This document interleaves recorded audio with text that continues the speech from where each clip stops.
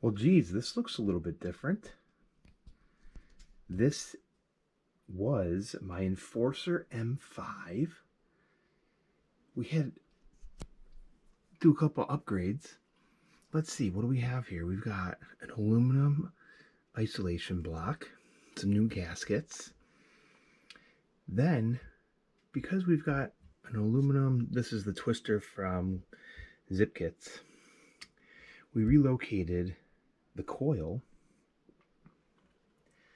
with the relocation kit from Zip Kits. Because of that, I had to take off my Bonzi water jacket. Happened to have another water jacket with some big girthy inlet and outlet hardware. And I believe this is still the stock. Yeah, that's the 257. So this puppy's going to go back in. Oh, how could I forget?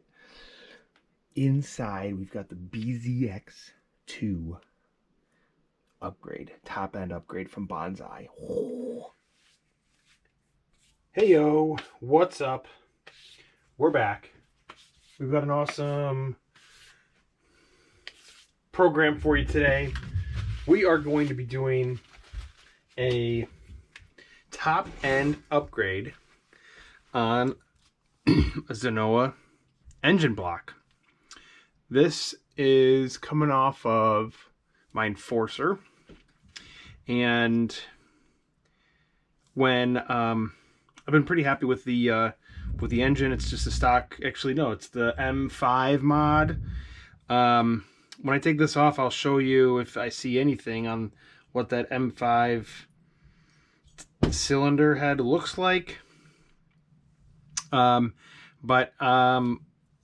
got the BZX2 top end kit from Bonzi,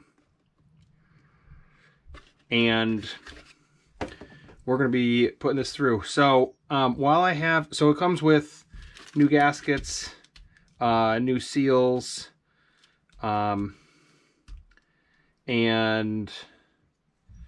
we are going to be doing this upgrade. Okay, while I've got this off, nice shiny new head, I'm going to pull this, see if you can see this. So I want to look at, I've always wondered what is different on these modified engines. And if you look, there's this chamfer right here and right here. This is one of the main changes in design I've seen with this BZX2 upgrade. This is on the inlet side, on the carb side. I haven't noticed any other change to the design, and we'll go ahead and get this other one off and take a look. So let's get to it. I'm cleaning out the clutch housing. It had quite a bit of wear, debris, so I've got some mineral spirits and just cleaning this out as best I can.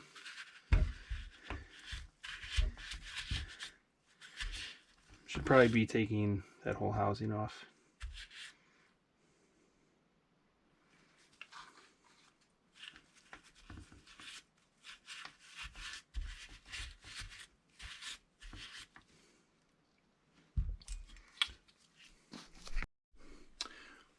Alright, so got the clutch housing off. Going to be cleaning this up, and then we'll get into the top end. One thing I wanted to mention with that top end, this BZX2 is, according to the Bonzi website, we should be getting, let me see here, an additional 5 extra horsepower from this mod. There's what I didn't what I didn't mention was we've got an advanced exhaust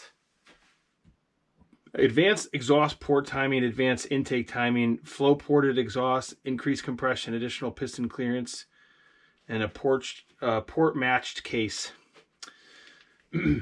So somewhat new to a lot of those terms. By all means, comment below if you've got a link to a video that you've done. Would love to see it and support your channel too. And so let's get cracking. Let me keep going on, getting on this this old top end coming off.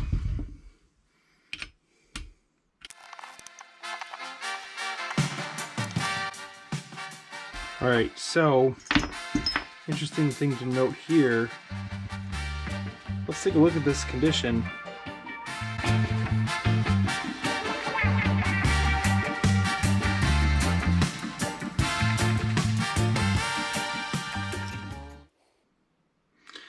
One thing to note, you don't see that chamfer like I was talking about on the BZX. See the chamfer right here? So we see that here, we don't see that here.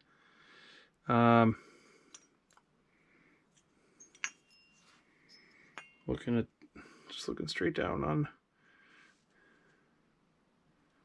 exhaust timing, I don't really see it. Yeah, there's a little bit of a chamfer right here.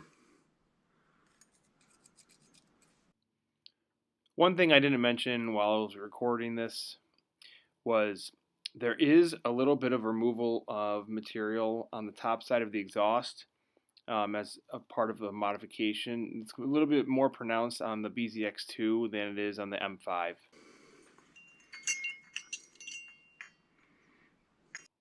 Similarly, on the intake side, you'll see a little bit more material removal on the bottom. I didn't point that out in the video, but it's there. Fun fact, this engine ran ashore and was running for about 5 minutes with no cooling. All right, now I'm taking off these snap rings on the side of the piston. All right, so we've got the new piston. One thing, I don't see those. See these lines on the new pistons? I don't know what though. I don't see those on the original. I'm not sure if that's part of the mod or just a newer piston style. All right, the marking on top goes exhaust side. We are going to put this snap ring on this side first, such that we can catch the assembly going in. And what I've learned is you want to put that open side down. What I've learned is this is the most annoying part of the assembly. These snap rings are difficult. I used tools to get these in, potentially jeopardizing the spring constant of the rings themselves. I would not recommend doing that. I believe you're supposed to just use your fingers and maybe, you know, a flat edge to push it in. Believe it or not, the first one I think is the harder one, where you have it open because you don't have this. You don't have the piston sleeve holding you back. You can put your finger down here, but you can still go down back in there pretty good. So it's actually easier on the second go around, I found. So I got the piston ring on. Opening of the piston ring on the dimple. I lubed up the piston a little bit. We've got the opening of the piston ring on carb side. And we're going to just slide this on.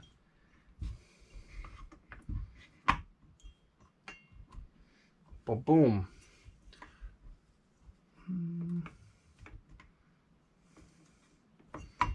Got my gasket all jummed up.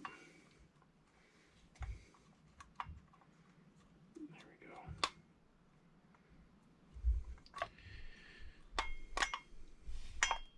There we go. Okay. All right, let me get these mounting bolts on. That's for that. 1, 2, 3, 4. The hardest part of this whole thing is the snap rings. I'm a novice. Spoiler alert. This is my first time doing this. What? No way. You all knew that probably. You see my videos, you're like, this guy doesn't know what he's talking about. Anyways, this is, and you know what? Telling you, man, if I can do it, you can do it. Top end kit rebuild. If I can do it, you can do it. This is freaking cool, man. I can't wait to go run this thing.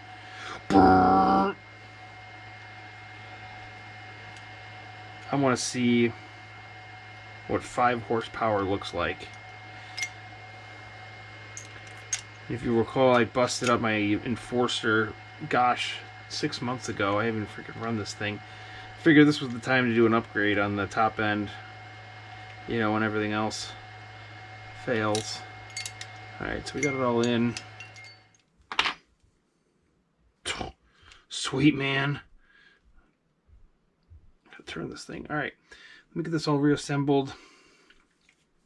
Alright, so you got your water gasket in the base of the water jacket.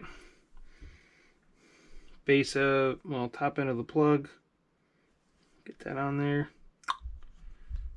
Dude, freaking A. Let's do this. I'm going to get this reassembled. And that is it, folks. That is it. Keep this baby clean in there.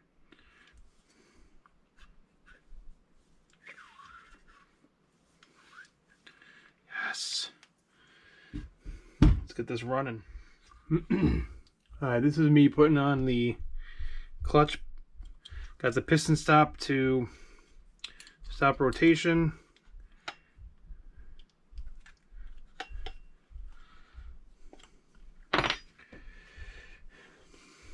Alright, I didn't film this at the beginning. I'm matching washers. Oh, you might say, hey Nick, your clutch pads look backwards. Because we've got rotation. Where's the prop?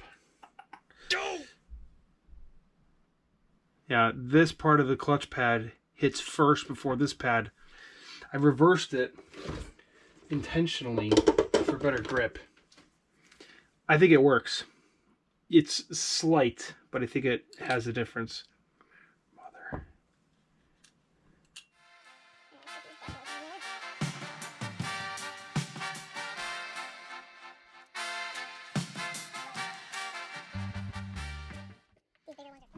These bigger ones are 14 millimeters.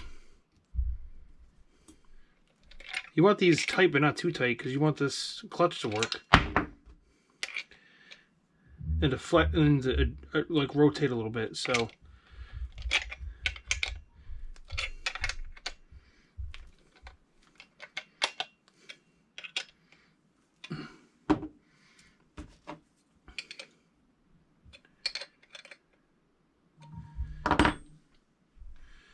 Okay. Boom. Let's go.